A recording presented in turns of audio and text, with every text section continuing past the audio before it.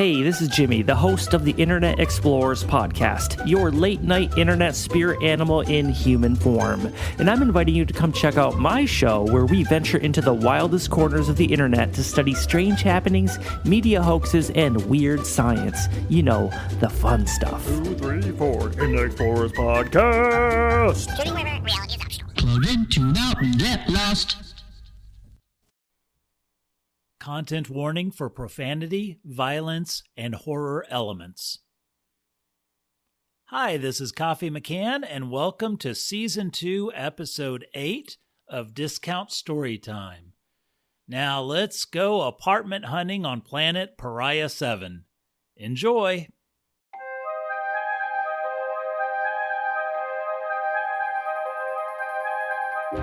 Early in the morning, Wendell got a check from Lucy. It was his residency moving stipend, which had been mailed to him on Earth in his orientation packet. The business office had to void the original before issuing a new one. All right, now Wendell at least had some money, and apparently this was enough to get set up. Now he just needed to find an apartment. The residency shift schedule was out, and he happened to have the day off. Wendell smiled. "This is perfect." "Well, jolly," said Lucy with a smile as her nose bobbled. Wendell, with his newspaper and apartment ad circled, was on the hunt for an apartment.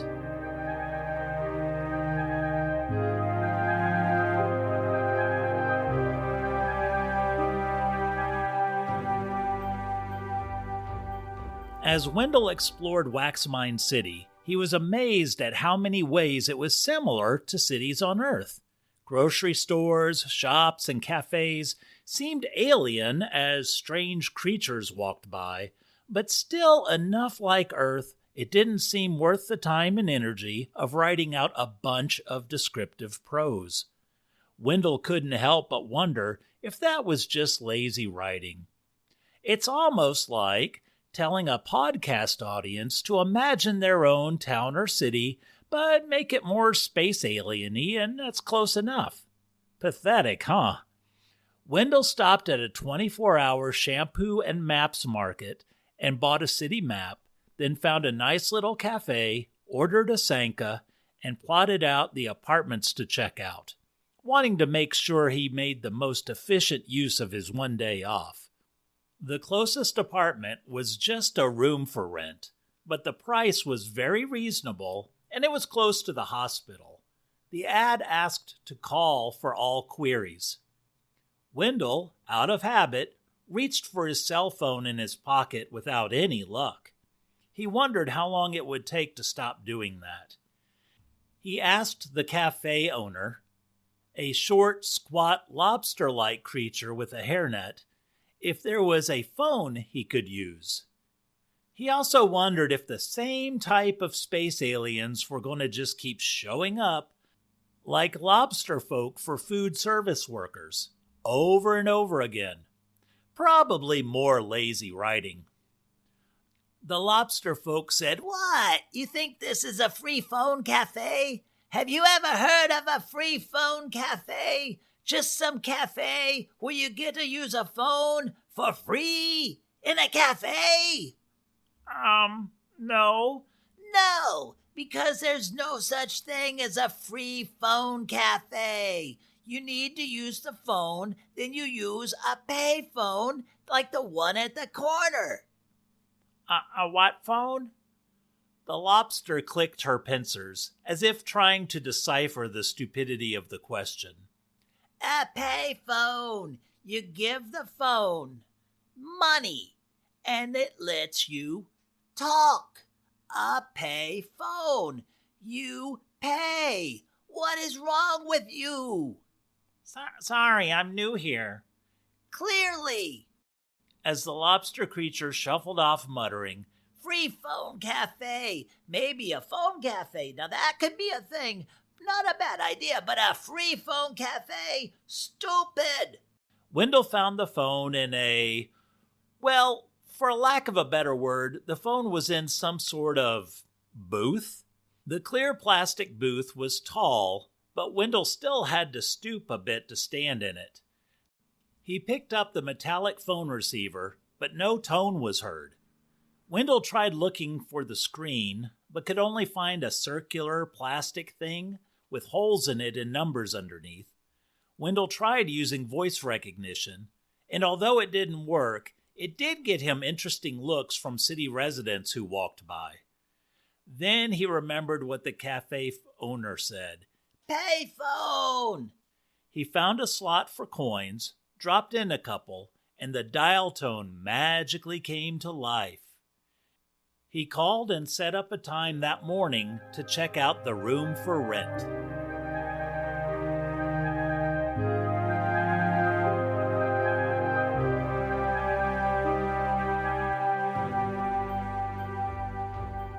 Wendell found the house just down the street from the hospital, which looked like a huge wooden tube stuck in the ground with an overgrown yard or something. He thought that should probably be enough descriptive prose to keep a podcast audience happy.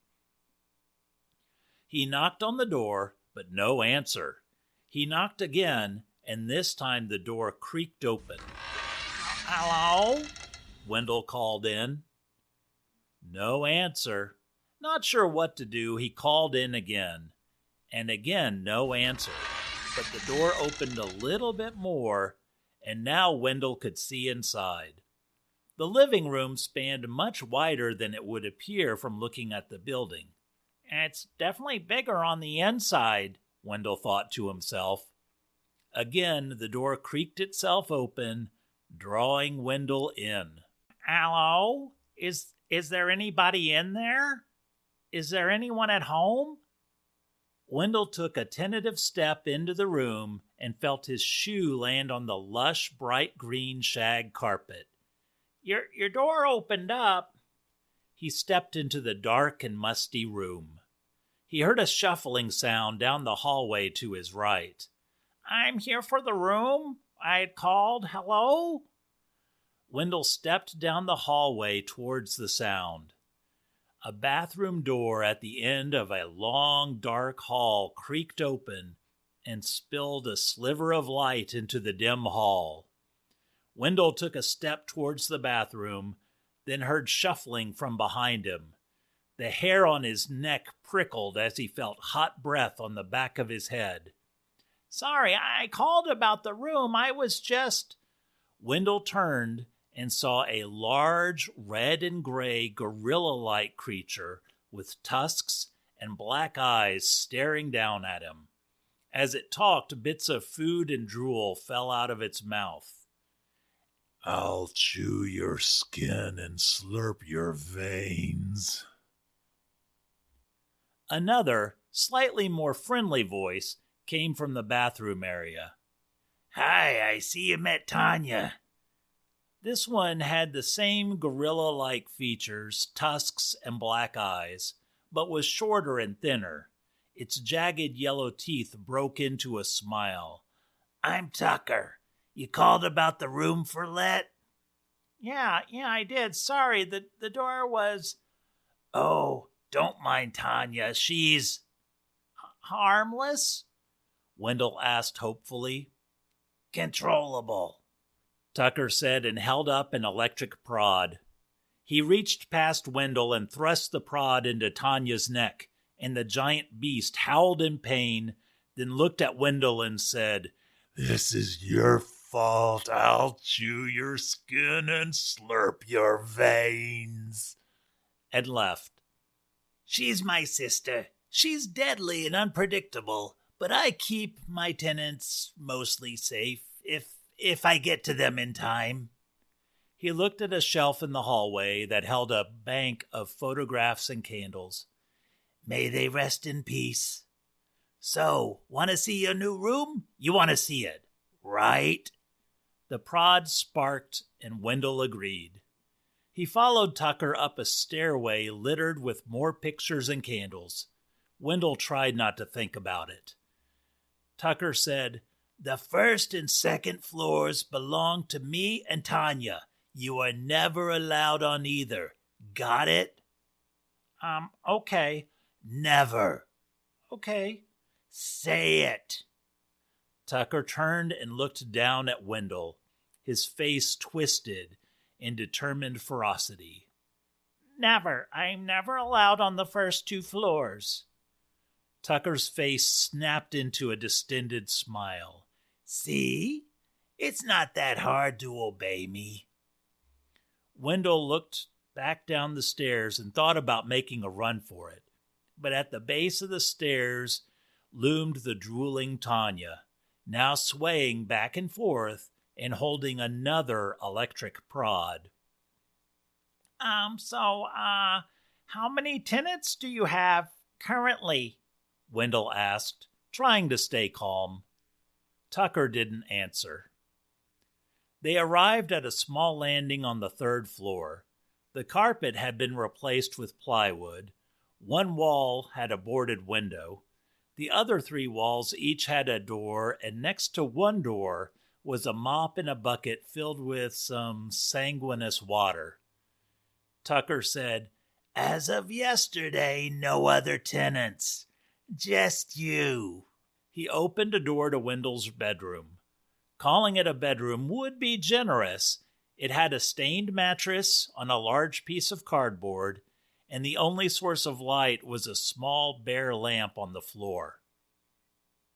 Tucker said, Go inside. Oh, I can see from... Go inside. I have something to show you, and I can only do it with the door closed. Okay. They went into the room.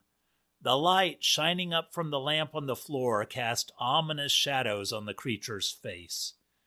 Tucker held up what looked like a wooden baseball bat, but with a wider handle. Wendell reflexively put up his hands in defense. Tucker asked, What are you doing?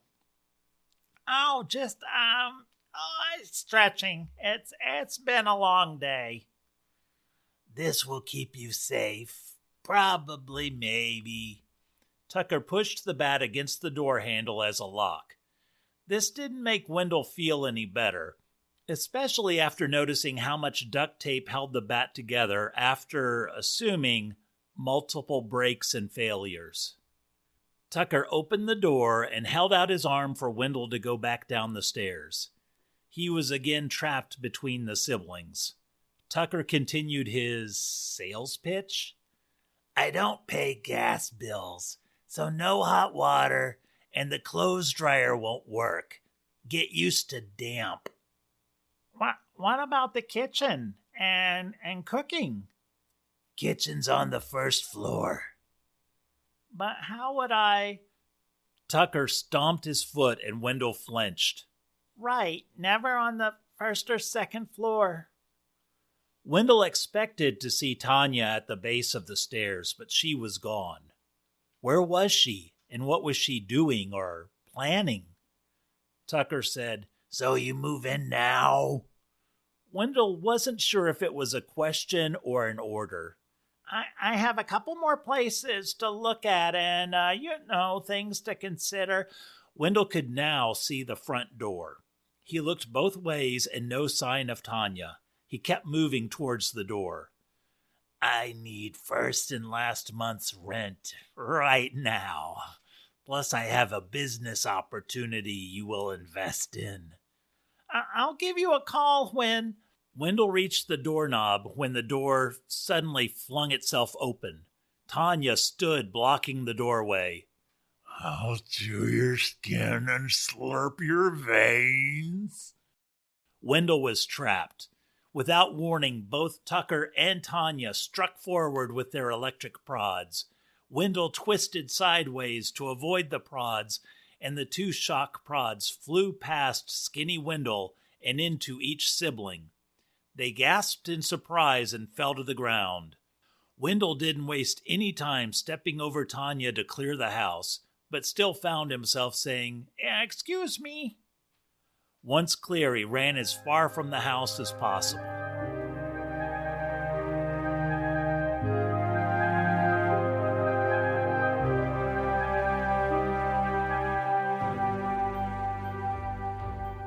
Frazzled, Wendell took some time to calm his nerves and walk around the city. Finally, he had calmed himself, and as frightening as that experience was, he needed an apartment. Next on the list was a little one-bedroom, again not far from the hospital. He considered asking someone to go with him, but who could he ask? He missed his fiancée Gail. At this time, they should be picking out a place together, on Earth. Wendell allowed himself a few minutes of pity, then pressed on to the next apartment. Wendell walked up to several sets of 2-story block buildings and finally found the right apartment on the first floor. The door had a note that read, "Ran next door. If you're here to see the apartment for rent, please come in and have a seat. Help yourself to lemonade. I'll be right back." The inside of the small apartment was nice enough. It had that typical apartment energy of, here is somewhere you stay for a while, then move on. The apartment was furnished somewhat, definitely better than the filthy mattress on the last place. The furniture was all muted earth tones. The walls had velvet paintings of spiders playing poker, a pack of spiders apparently howling at 2 moons, and a spidery creature dressed as a sad clown. Wendell flopped down on the couch and waited. While waiting, he noticed 2 things.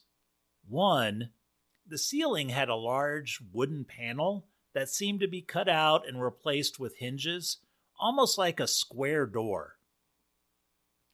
2, the room was getting warmer. Not warmer, hotter. The air became hot and dry, as well as his throat. On the coffee table sat the lemonade pitcher and a glass of ice, cool and inviting. For as hot and dry as the room was, the ice in the glass hadn't melted, not even a little bit. Wendell licked his lips. How long was he supposed to wait? He was about to give up and leave, but would first have a glass of lemonade. Then, if the owner didn't show up, he would leave. He took the glass and pitcher in his hands, and instead of cool and refreshing, they felt warm and sticky. The 2 stuck to his hands like glue. He couldn't set them down or get them off, and the ice didn't move, and the lemonade in the pitcher didn't slosh. As a matter of fact, as he turned the pitcher, the lemonade didn't move at all. What the? Wendell tried standing, but his butt and legs were stuck to the couch. He couldn't move, and he was trapped. He tried shouting for help, but his dry throat made him cough. Then he heard a skittering sound, a loud skittering. The strange ceiling panel opened into a ramp from the top floor, and a large creature climbed down. It had the body and legs of a spider, and a humanoid torso, arms, and head. Its skin was green, and it wore a black witch's hat. So, a spider witch. It was only his second apartment, and now he was trapped by a spider witch. God damn it, Wendell thought. My pretty, you are caught in my web. I will feed you to all my little spider witch babies, unless you answer my riddle. What happens if I answer correctly? I'll set you free, witch's honor, she said, and crossed her spider witch heart. A brood of smaller, but still the size of large dogs, spiderlings skittered down the ramp. Their torsos had not formed into a human shape yet, and almost looked like melting dolls on spider bodies. Wendell shivered. Please, don't do this to me. I'm no good at riddles. Oh dear, did you hear that, my babies? Early dinner. No. I'll give it a try. The spider witch grinned.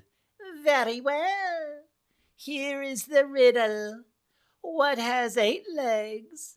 A witch's body, a witch's hat is in this room and traps apartment hunters for food. Wendell stared for just a moment. You? There was a long pause. Then the spider witch said, Damn, you're good. How about 2 out of 3? No, thank you. Okay, well, a deal's a deal. She snapped her fingers and Wendell was released from the hold. As he raced outside, the spider witch yelled, Refer me to your friends.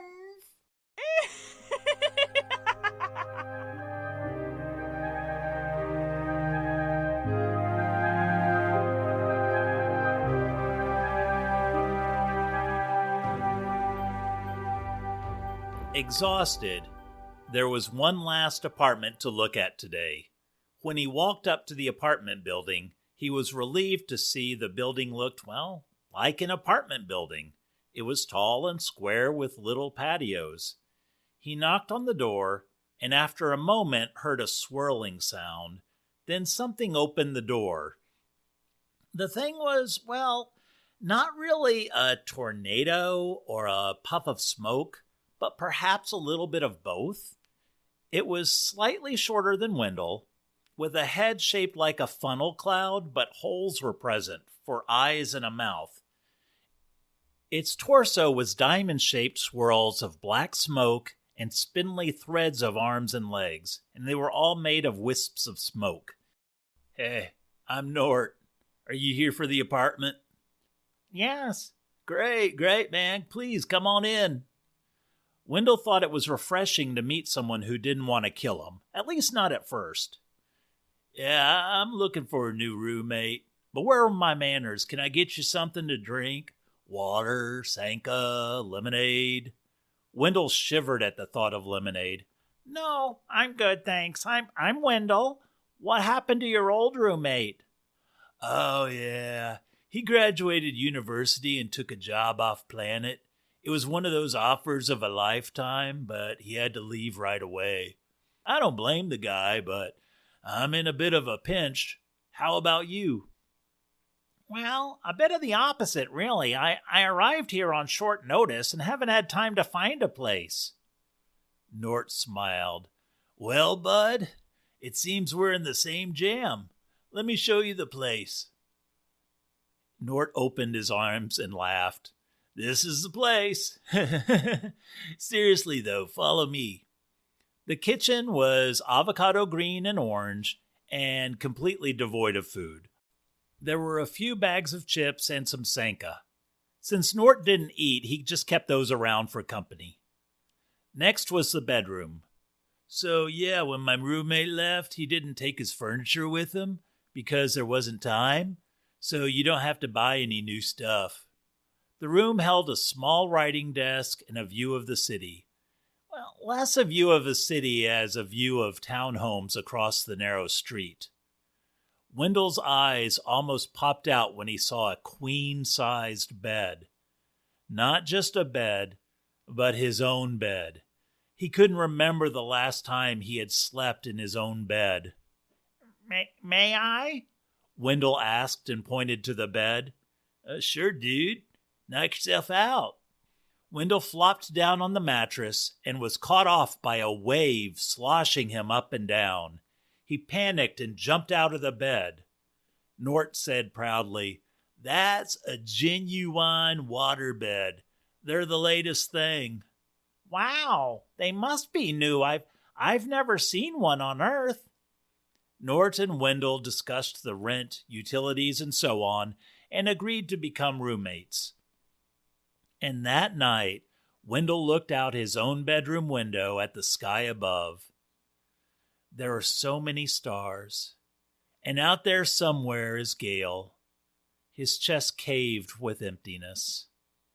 Wendell wondered what she was doing right now. She was out there all alone, with only her work client Blaine for company. Poor, lonely girl. The distance seemed so great, but he also felt he could sense her out there. He thought of their future together. He would make it happen one way or another. The townhomes across the narrow street lit up as the evening darkened into night, and Wendell's eyes caught the townhome directly across from his apartment. I mean, it was so close, he could throw a paper airplane out of his window and it would land in that living room. And sitting at the sofa, staring back at him, was a large crocodile hippopotamus hybrid. Wendell's spine chilled under the glare of Dr. Philip Mentor. Stunned, Wendell didn't know if it would be worse to wave, to dive under the covers of his waterbed, or to stand there like an idiot. He stood there like an idiot. After a moment, Dr. Mentor turned off the lights and left. Wendell climbed into bed and shook until he fell into a nervous sleep.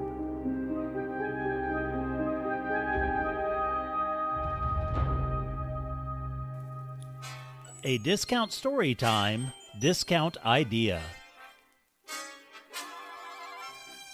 It wasn't so bad my parents getting divorced, but did they have to sue each other for spawning a dud?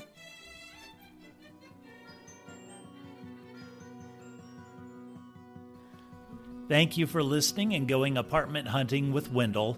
The Room for Rent with Tanya and Tucker is based on a true story. I mean, obviously, way more than what really happened.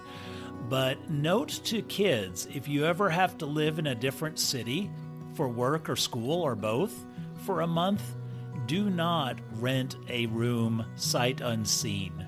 I mean, this was, pre a lot of internet usage. But just a word to the wise. I did sleep a lot with one eye open. Let's see here. We have nothing in the discount mailbag for this week, but please, I'd love to hear from you. If you have something to say or a question, be sure to either email me at mail@discountstorytime.com, or even easier, click on the link in the show notes.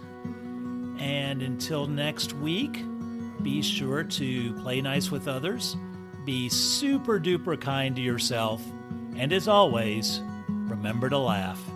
Bye.